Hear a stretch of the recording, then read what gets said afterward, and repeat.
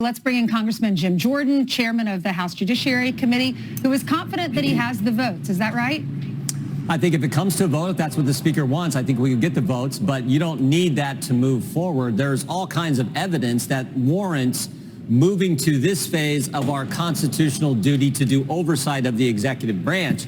But I think there are four key facts, four central facts that are at the heart of this issue. The first is Hunter Biden was put on the Burisma board. Second, he was put on that board with no qualifications. Third, Burisma asked him, can you weigh in with D.C. to relieve the pressure we're under from the prosecution, from the prosecutor here in Ukraine? And fourth, Joe Biden did just that. He leveraged our tax money to get the prosecutor fired. And that fourth fact is validation of what the confidential human source said in the 1023 form. So that is what is central to this case. And then you got all the other facts surrounding it, the emails, the dinners, the phone calls, the meetings, the 5,000 times he used the pseudonym and all that stuff.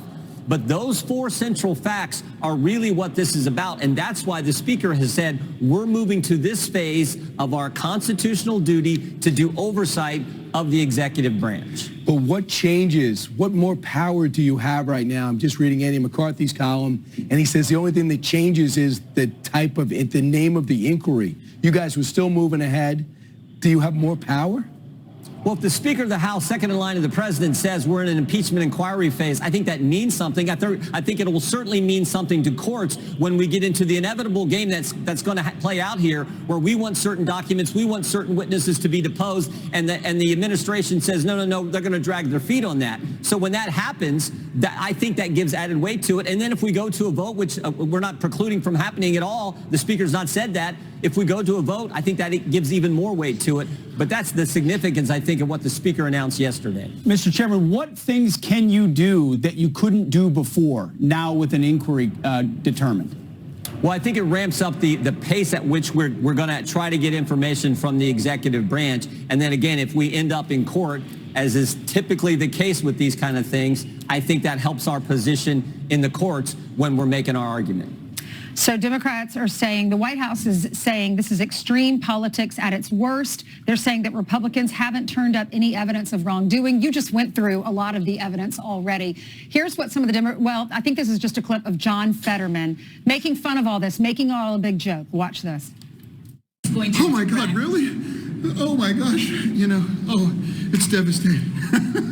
Ooh, don't do it. Please don't do it. What's your reaction? I mean, it's John Fetterman. I don't know that it's worth reacting to what he says.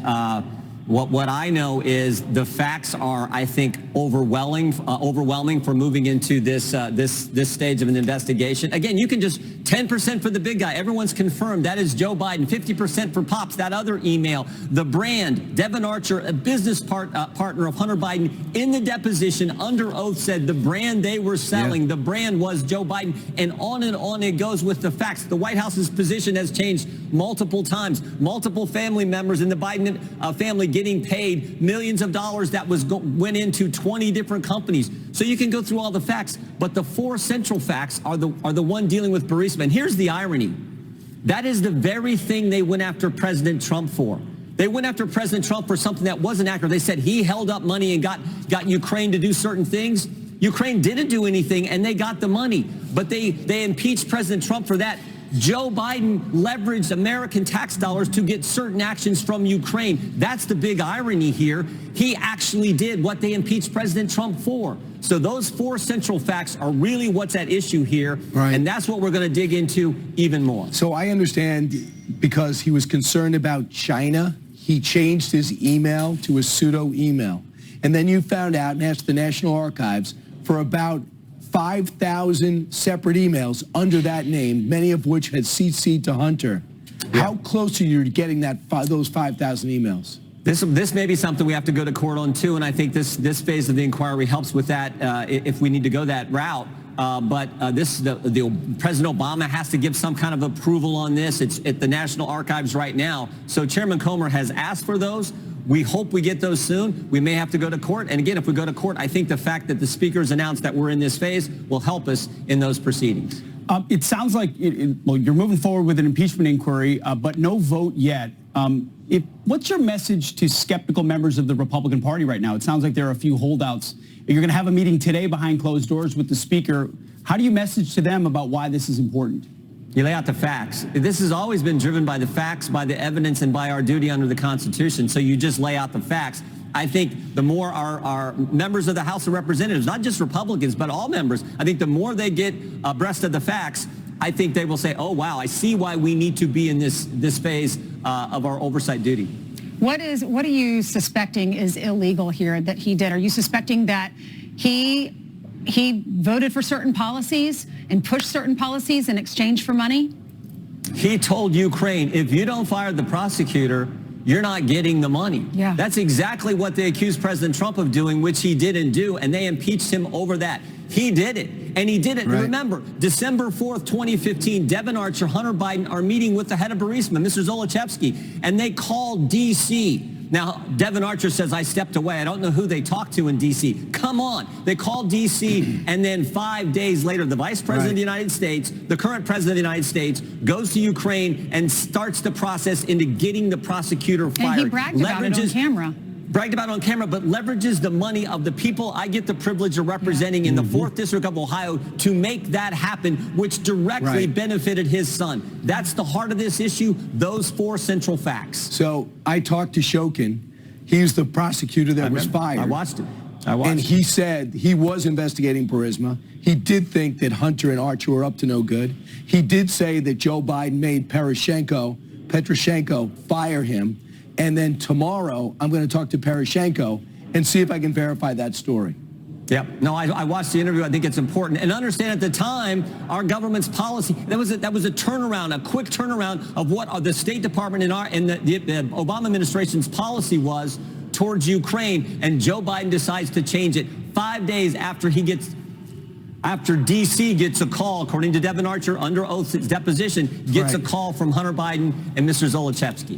Mr. Chairman, real quick, what does this look like in process now that an inquiry's been determined or declared? What happens?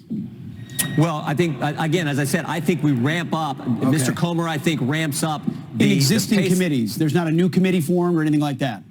No. Right now, it's existing committees. Oversight has the lead. Chairman Comer's been doing great work. We'll do all we can. But we haven't even got into, I think, there's one other key element here, and that is how the Department of Justice, how they dealt with in this unbelievably unorthodox manner, how they dealt with the Hunter Biden investigation. And we've been talking to, we deposed a couple of FBI agents here in the last few days.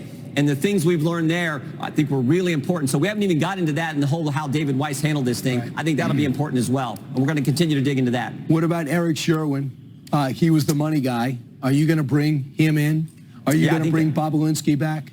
I think those are all witnesses that will at some point probably come in and testify, but that'll be driven largely by Mr. Comer right now in the Oversight Committee. Based on what you've seen, I know you've seen a lot more than what we know about. Is this an impeachable offense? Again, I never want to get ahead of things. I want to do our job, and our job is get the facts, get the evidence. But I think those, as I've said now a couple times, those 4 central facts, I think, show what's at stake here, what happened here. And to me, that's where and they've got all these supporting facts around that. But those 4 central facts, I think, are the key and where we really need to focus in on.